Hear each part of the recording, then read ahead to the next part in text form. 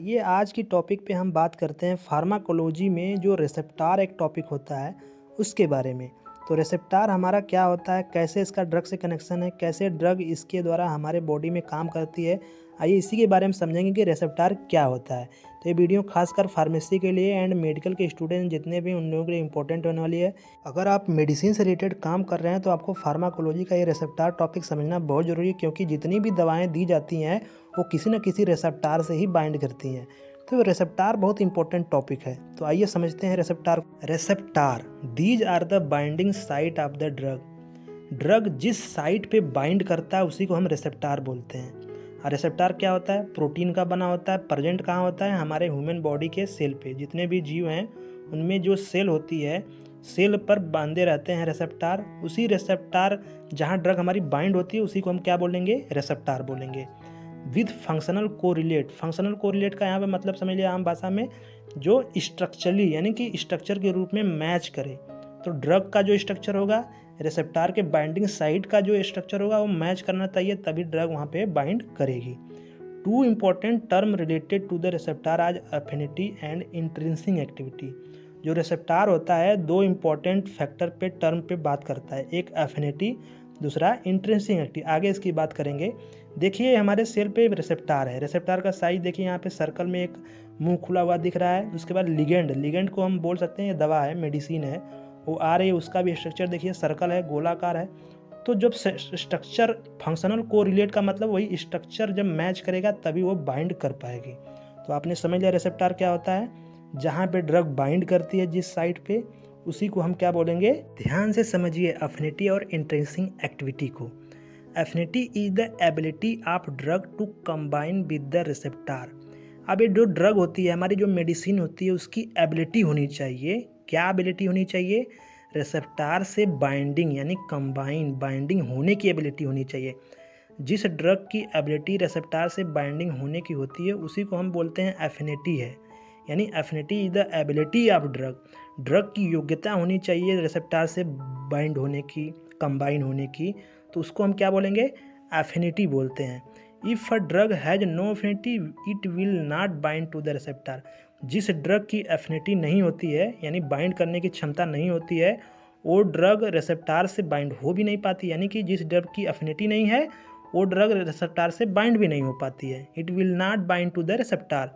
So all type of drug acting via receptor agonist, antagonist, inverse agonist and partial agonist possess some affinity for the receptors।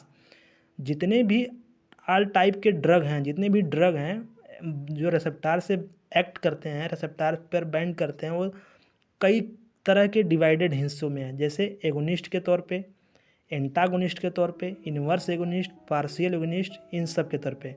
तो process सबका अलग अलग affinity होता है, खास अलग अलग रिसेप्टारों से। Intrinsic activity after binding to the receptor the ability to activate the receptor is called intrinsic activity. After binding to the receptor यानी जब ड्रग दवा रिसेप्टार से बाइंड कर लेती है, बाइंड करने के बाद जब रिसेप्टार एक्टिवेट होता है तो उसी को हम बोलते हैं इंट्रिंसिक एक्टिविटी। इंट्रिंसिक एक्टिविटी उसी को बोलेंगे जब दवा एक्टिवेट करेगी, रिसेप्टार जब एक्टिवेट होगा, एक्टिवेट होने के बाद जब अपना वर्क करेगा, जिस चीज़ के लिए दवा दी गई है, पेन के लिए दी गई है, बुखार के लिए दी गई है, तो उसके लिए जब रिसेप्टार एक्टिवेट होकर काम करेगा तो उसको हम बोलते हैं इंट्रिंसिक एक्टिविटी। ड्रग में be divide into 4 type based on their intrinsic activity. पहला, agonist, it will bind to the receptor and activate it maximally. जब दवा रिसेप्टार से बाइंड करने के बाद वो एक्टिवेट होता है और 100% अपन एक्शन शो करता है, तो उसको हम बोलते हैं कि वो दवा उस रिसेप्टार के लिए एगोनिस्ट का काम कर रही है। यानी आप स्ट्रक्चर में देख रहे हैं, फुल एगोनिस्ट का मतलब 100% वर्क कर दे। यानी कोई रिसेप्टार है, उस रिसेप्टार के लिए हमने दवा दिया, अब रिसेप्टार कोई काम करना है, जैसे उसको हमको क्या करना है, उसको पेट दर्द की दवा काम करना है, पेट दर्द के लिए काम करना है। अब जिस रिसेप्टार के लिए हम जो दवा दिए पेट दर्द को काम करने के, उस रिसेप्टार पे दवा बाइंड होने के बाद जब उस पेट दर्द को एकदम पूर्ण रूप से ठीक कर दे, काम कर दे, यानी अपना वर्क मैक्सिमली यानी 100% जब कर दे, तो बोलेंगे कि ये जो दवा हमने दिया उस रिसेप्टार के लिए क्या है, एगोनिस्ट है। एगोनिस्ट का मतलब, फुल एगोनिस्ट का मतलब 100% वर्क करे, यानी कि 100% एक्टिविटी अपनी शो करे, तो वो दवा क्या है उस के लिए, एगोनिस्ट है। Antagonist bind to the receptor but produce no effect. अब इसका मतलब क्या हुआ, अब जो रिसेप्टार है उस पर दवा बाइंड भी कर ली, बाइंड करने के बाद जो रिसेप्टार हो कोई इफेक्ट ही न शो करे, कोई इफेक्ट शो ही न करे, but now agonist is not able to the bind receptor because these are already occupied by the antagonist. अब इसका मतलब समझिए, आपके बॉडी में कई तरह के हार्मोन भी रिलीज होते हैं। आपके बॉडी में जो हार्मोन रिलीज होता है वो जिस ऑर्गेन के साइड पे बाइंड होता है, अब वहाँ पे क्या करे, कोई हमने दवा बाहर से दिया, वो दवा जाके उस रिसेप्टार को पहले ही ऑक्यूपाइड कर ले, यानी कि पहले ही जाके उस पर बाइंड कर ले। बाइंड करने के बाद उसका काम क्या होगा, केवल बाइंड करना, कोई इफेक्ट शो नहीं करेगा, बाइंड कर लेगा। उसके बाद जो आपके बॉडी में जो हार्मोन बन रहा है वो आएगा, देखेगा ऑलरेडी यहाँ पे एक दवा आके बाइंड कर ली है, तो अपना उस पर वो दवा उस पर बाइंड नहीं कर पाएगी।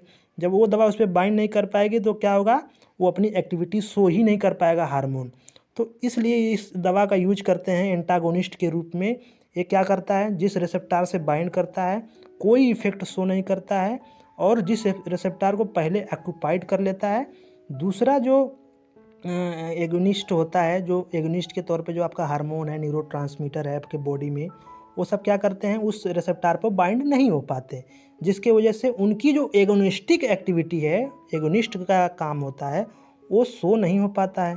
तो आपने समझ लिया, एंटागोनिस्ट जो दवा रिसेप्टार से बाइंड करने के बाद कोई इफेक्ट शो ना करे, यानी कि 0% का इफेक्ट शो करे, यानी कुछ इफेक्ट शो ना करे, उसको हम एंटागोनिस्ट बोलते हैं। आइए देखते हैं नेक्स्ट। पार्शियल एगोनिस्ट का मतलब होता है 3 तरह का एक काम शो करता है। इट एक्टिवेट द रिसेप्टार सब मैक्सिमली, थोड़ा बहुत एगोनिस्टिक एक्टिविटी शो कर देता है। It will produce the similar effect in the absence of agonist, यानी कि एगोनिस्ट की अनुपस्थिति में ये सिमिलर इफेक्ट शो करता है एगोनिस्ट के तौर पे, यानी कि जो एगोनिस्ट न रहता है तो नहीं रहेगा एगोनिस्ट, तो यानी कुछ न शो नहीं करेगा, कोई इफेक्ट नहीं शो करेगा। उसी तरह ये कुछ भी इफेक्ट शो नहीं करता है अब्सेंस ऑफ एगोनिस्ट की तरह, but it will decrease the effect of pure agonist. और इसके अंदर ये भी होता है कि ये पूरी तरह से एगोनिस्ट की जो एक्टिविटी है वो भी डिक्रीज हो जाए इसका। तो पार्शियल एगोनिस्ट यही होता है। एग्जाम्पल में पिंडोलॉल एक क्या है, एक पार्शियल एगोनिस्टिक एक्टिविटी कर शो करता है किस पे, बीटा 1 रिसेप्टार पर। Last, inverse agonist, this type of drug bind to the receptor and produce opposite effect. इसका मतलब ये ऐसा रिसेप्टार है जिस पे ड्रग जब बाइंड करती है उसके बाद ये क्या करता है, सीधा अपोजिट इफेक्ट शो करता है, यानी कि जो काम एगोनिस्ट कर रहा है उसका सीधा उल्टा काम करता है। एगोनिस्ट जो काम कर रहा है उसका उल्टा काम, यानी कि 100% एगोनिस्ट अपनी एक्टिविटी शो कर रहा है, ये तो -100% एकदम टोटल उल्टा, यानी एकदम उल्टा ये शो करता है, अपना अपोजिट इफेक्ट शो करता है। एग्जाम्पल में बीटा कार्बोलिन होता है जो क्या है, इनवर्स एगोनिस्ट है किस रिसेप्टार का, BZD रिसेप्टार, इसको बेंजोडाइजिपिन रिसेप्टार बोलते हैं। तो आपने समझ लिया, ये जो स्लाइड हम नीचे लगाए हैं इसमें देख लीजिए कैसे कैसे सबको डिवाइड किया गया है। सुपर एगोनिस्ट जो होता है वो 100% से भी ज़्यादा एक तरह से मान सकते हैं। फुल जो एगोनिस्ट होता है उसको 100% एक्टिविटी, यानी पूरी एक्टिविटी अपनी शो करता है। पार्शियल एगोनिस्ट जो होता है वो अपना जो एगोनिस्ट फुल एगोनिस्ट है उससे बहुत ज़्यादा कम एगोनिस्टिक एक्टिविटी शो करता है। साइलेंट एंटागोनिस्ट जो है वो 0%, यानी कोई एक्टिविटी शो नहीं करता, वो रिसेप्टार पर जाके ऑक्यूपाइड कर लेगा। दूसरा जो chemical and neurotransmitter and drug है वो उस पर बाइंड, उस रिसेप्टार पर बाइंड ही नहीं कर पाती, तो कोई इफेक्ट शो नहीं करने देता है एंटागोनिस्ट।